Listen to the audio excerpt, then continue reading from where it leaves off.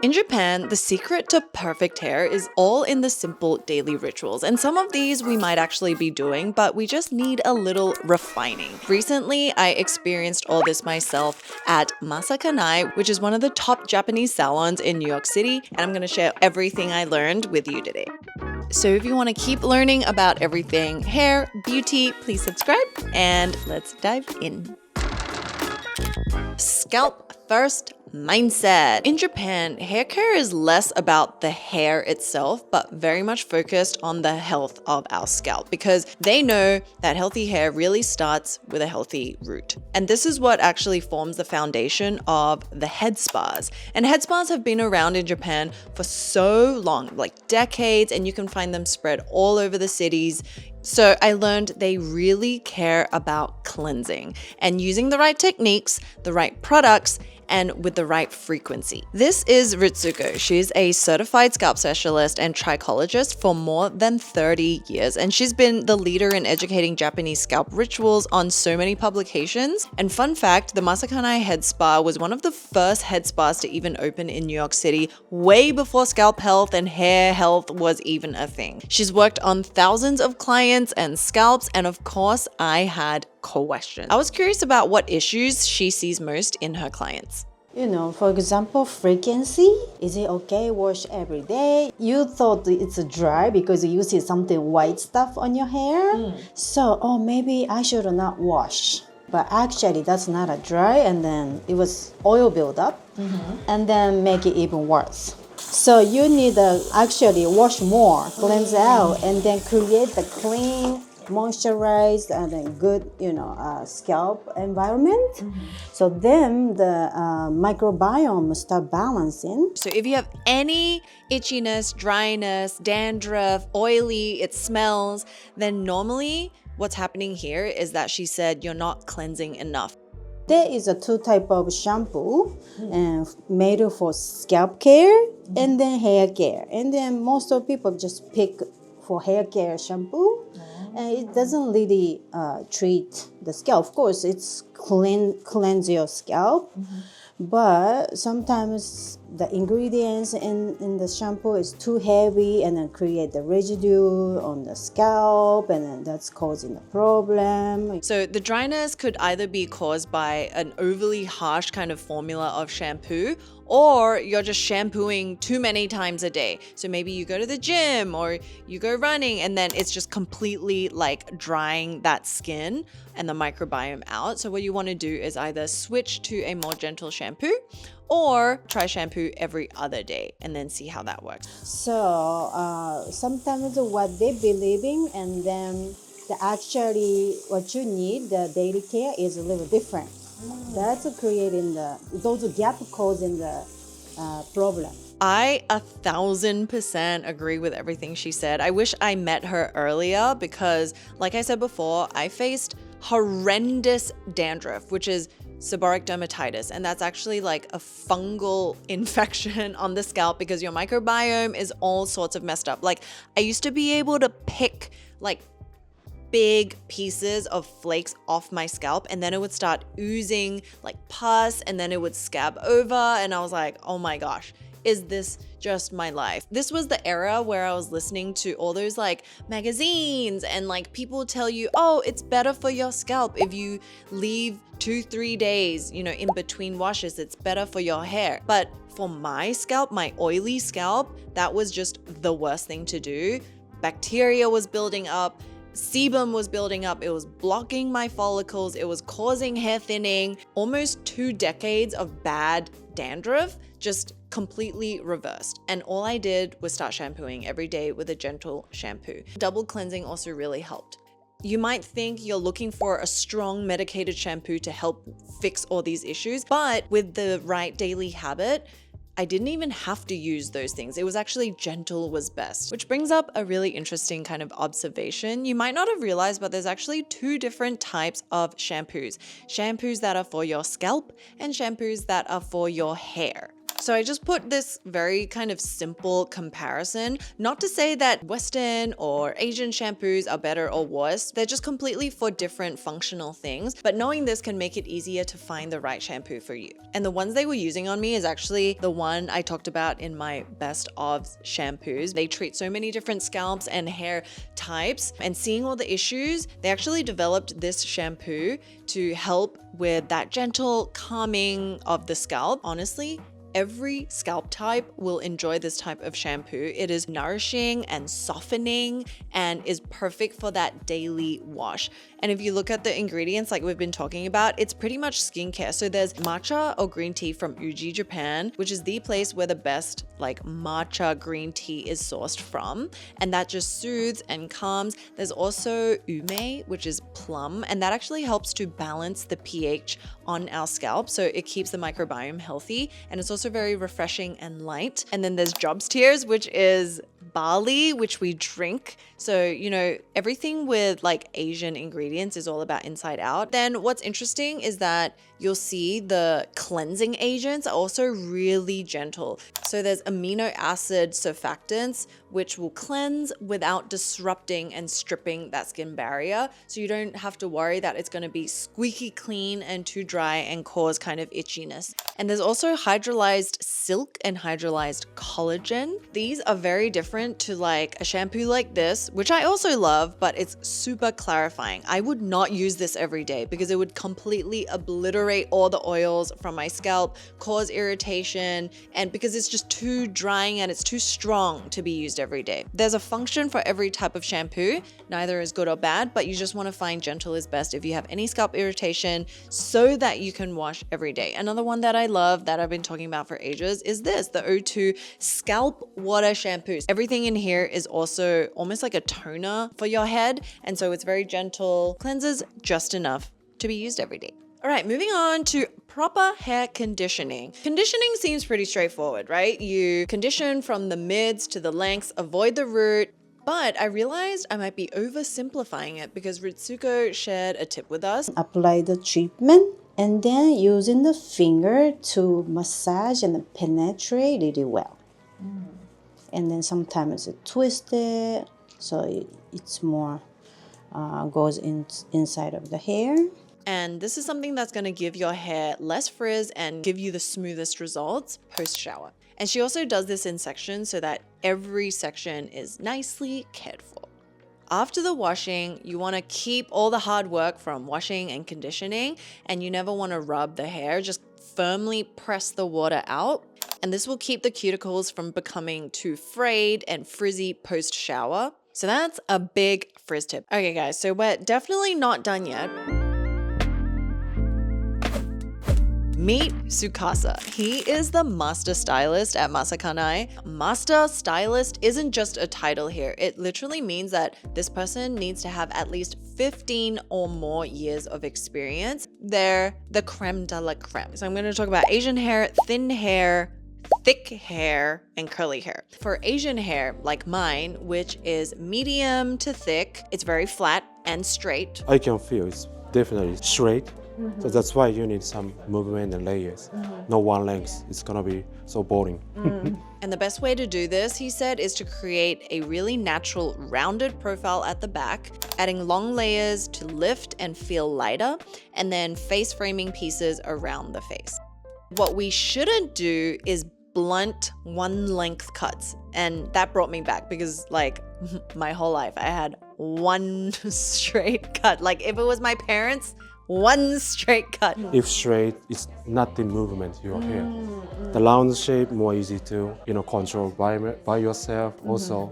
Actually, when it's like this, it takes even longer for the hair to dry because it's just so much hair, which can also lead to scalp irritation. If you have fine hair, like my editor, a super interesting thing he said was to not get layers. For fine hair person, just making straight fast.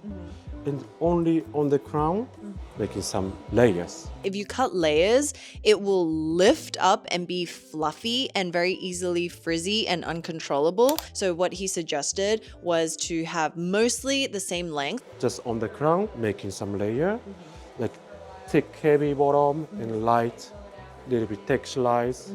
It's good balance for fine hair. And that will just give just a very subtle dimension without making the hair look even thinner. Then for those of you with very thick, very coarse hair or even curly, normally you add layers for thick, frizzy hair as well.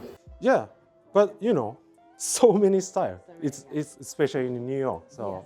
But for naturally wavy and thick hair, he said it gets frizzy very easily. This is what row faces. And so he said when you get a haircut, you don't want the hairdresser to use thinning scissors too much because the thinning scissors will create all these kind of like wispy bits that will poke out and look even more frizzy if it's not controlled. And that's why specifically at Masa Kanai, they focus so much on the blade of the scissors, and they have all these different types of specialized scissors. There's a specific curved one that cuts your hair so that it looks full, but it's still soft and layered. There's a straight scissor, which has one blunt blade and one sharp blade, so that when they're kind of going down, it's not disrupting the cuticle and causing dryness and split ends as you cut it, because that can actually happen. And then they have very specific thinning scissors, which perfectly thins the hair without creating kind of like awkward shapes in the hair that is hard to blend. And I can tell you, I've gone to many poor, not great hairdressers in my life. I actually didn't cut my hair for 7 years at a salon because I was so mortified from a bad haircut. And it was because they used those thinning scissors so much. They then had to fill it up and it ended up cutting way too much hair. And I almost walked out with a bob. It was like a mullet bob. And I just lost my faith in hairdressers for a very long time. And that's why looking at these scissors, I honestly appreciate it's next level. I have never cut hair standing before. Stand-up haircut is much more, clean, the bottom. Because if you, sitting, it's gonna be some contrast because you have the shoulder.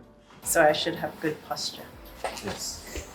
To get the most precise and even cut, that's why he gets his clients to stand up. So I want to mention the difference between wet cut and a dry cut, because I learned this on the day and I was so intrigued. Tsukasa was saying a wet cut is to create the profile. So you want to create the overall shape, but you're not going to be creating layers and texture and all of that. First, you need to have a good shape because the shape determines how healthy, how long it will grow out to be. And then a dry cut is when they create the layers and the texture and the movement. If you do that on wet hair with the wet scissors, it'll cut off too much. I always wondered, like, is it just personal preference that different hairdressers cut it wet or dry? No, there is a reason. Now, the blow dry and styling. And if you're wondering what the secret to shiny hair is, it's really the blow dry, baby. Tsukasa was telling me when our hair is wet, our cuticles are all open. So actually our hair is like this.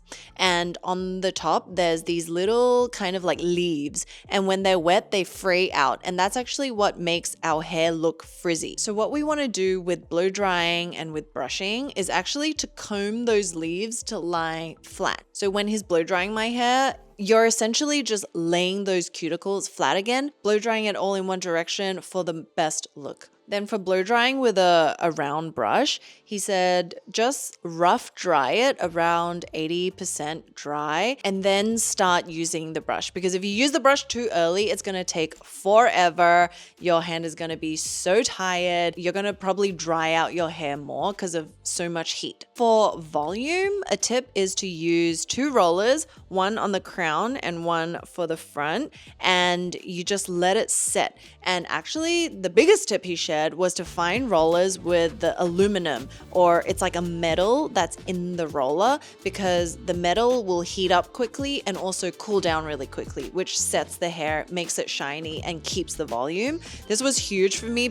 I think back on all the rollers I used to have, and some of them are just like Velcro. And if you've done all of those right, you will have the best, most luscious, bouncy, light hair, so healthy, no scalp irritation. You'll be good as gold. Even after I washed it, the hair looks so thick, like thicker, so much volume, but it felt so light. Oh my gosh, how did this even happen? I look like I have twice the hair now. Highly recommend if you're looking for like a hair salon. It was honestly the best of experiences. But I do want to end on some important daily tips that, we do at home that we make sure we're taking care of. So the first is I asked him, how often should we even get a haircut? Depends on how often people use hot tools. Because if you're using hot tool almost every day, hot tool is going to be so dry your hair. So 3 months is pretty good. Okay. Yeah. Over time, your hair is going to grow around 1 to 1.5 inches and it grows differently everywhere. So you just want a little bit of a retouch. Then Ritsuko also shared with me that it's very important to brush our hair. For brushing before shampoo, I recommend to use this kind of mix, brush. So it takes out all the dirt from the surface and then more shampoo works efficiently. Also, brushing in the morning, even though you don't wash your hair, is so good because the sebum distribute to the hair. So your natural oil make your hair shine. And then also increase blood circulation, activate energy. So morning dry brushing is highly recommend. And then this gua sha is something a little special, more like once in a week for like open up the energy, kind of pressure energy point, face line, and then moving up to the neckline like this. Helps to release tension, increase blood flow, and then energy flow. But these tools are more sound healing during a hair spa. And we also asked her about washing our hairbrush. You can use warm soap water to get rid of the bacteria. So you can do that around every month or so. Not washing your hairbrush, if it's touched your scalp, can also inflame the scalp, cause irritation, especially if you've been using it on like dirty scalp. And that was essentially my experience. One thing to take away is that cleanliness will take you far. And one of the girls on our team, she's Japanese, hi Kiko, and she was sharing with us that in Japan, there's actually a phrase, mitashi nami o toto no eru. I'm sorry if I butchered that. And the literal meaning is to put one's appearance in order. But socially and culturally, it just means that you want to put yourself together from clothing, hair, face in a way that's respecting others, it's respecting yourself, and you kind of take care and take pride in cleanliness and hygiene and just looking appropriate. And she was saying when she's little, like her mom would always smell her hair and see if it was dirty, if it smelt unclean. Like you want to keep your hair not smelling bad, not just for yourself, but for other people. And then I was like, oh, I realized why there's so many of those Japanese hair sprays that we talk about, just to refresh the hair on the second and third day because you don't want it to smell. And so it's almost like etiquette, cleanliness, and self-respect. And I don't know, that was super inspiring to me because most of the time I do not look that put together. I might look put together for you guys right now, but like on a daily basis, Yeah, so I was like, okay, I gotta learn from this. Take care of yourself, enjoy the rituals, and your body, your hair, your skin will thank you. So if you enjoy content like this, please subscribe. It really helps us, and I'll see you very soon in the next one. Bye! Arigato! Just my 4 years of random Japanese.